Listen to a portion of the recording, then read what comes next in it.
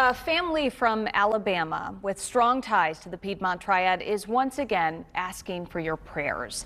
3 years ago in December, their conjoined twins, Susanna and Elizabeth Castle, were separated in a complex and lengthy surgery. The girls have made incredible progress, but now the family is facing another huge medical battle, a pediatric cancer diagnosis. Mom and Dad told me over Zoom they're sad and worried about the fight ahead, but determined to make it through leukemia the same way they did with their twins, through faith, family, and community. Susanna and Elizabeth Castle are typical 3.5-year-olds, playful, energetic, even mischievous. Mom Stephanie and Dad Dwight say they've come a long way from the conjoined 7-month-old babies we first introduced you to in November 2021, preparing for a major separation surgery at Children's Hospital of Philadelphia. December 10th was actually our 3rd anniversary of their separation. And so we had a big party. And I saw you guys, as part of the party, had a cookie that you cut in half. That was really cute, very clever. Thanks. My mom made that cookie for them. Yes, one year it was Twinkies that were cut in half. One year it was a Rice Krispie treat. So, Yeah, we're trying to be creative and make it fun. And as they get older, for them to understand, and for the other siblings, and just, it was not a laughing matter in any way at that time, but we have much to be thankful for on this side of it. And so trying to kind of enjoy and celebrate the big picture of what happened, that they were separated successfully. The girls are now in preschool, making huge gains in their speech. And as of this fall, for the first time since birth, both are feeding tube free. They're doing awesome.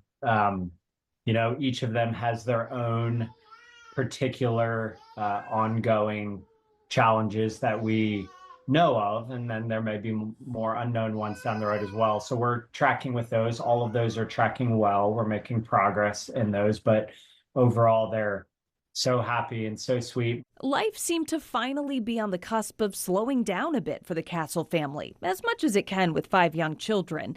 But then, right after Christmas, a peculiar bruise on their otherwise healthy 7-year-old son, Judah, sent them to the pediatrician. His numbers came back concerning, so they sent us to the emergency room immediately.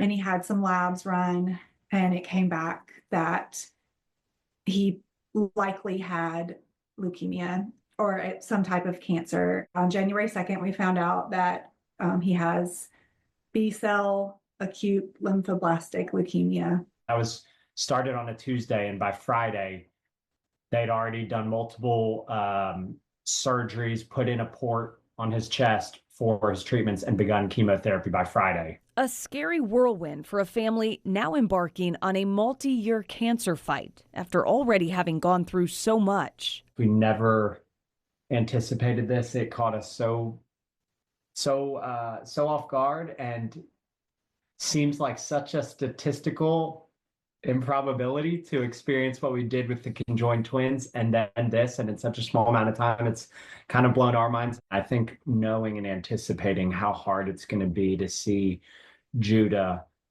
suffer and struggle, and to engage with him on those things. The twins, they were infants, and their degree of cognizance and ability to really experience all that was just so much different. And it's going to be really hard. Relying once again on their strong faith and community to help pull them through. It's a broken world, but we do believe Jesus is our hope. And we do believe that when people walk through hard times, there's hope found in him. And community is so vital. And our community has been sustaining for us. So I'd encourage people to dig into those around, even let people in. A lot of times we have a tendency to shut down and kind of isolate, but to let people in and ask for help and receive help, and that people would be encouraged they're not alone. There's others suffering too, and there's hope in it. And Dwight, who you just heard from, grew up in Winston-Salem, and much of his family still lives in this area. He says Judah seems to have less energy every day, and the steroids have left him with big mood swings. Doctors did warn them about that, but it's still really hard to see. Now, despite all of that, they told me they are so thankful for the love and support they have received and trust God will pull them through this challenge just as he did and continues to do with their twins. You can follow Judah's journey on Facebook under the page Judah's Journey with ALL.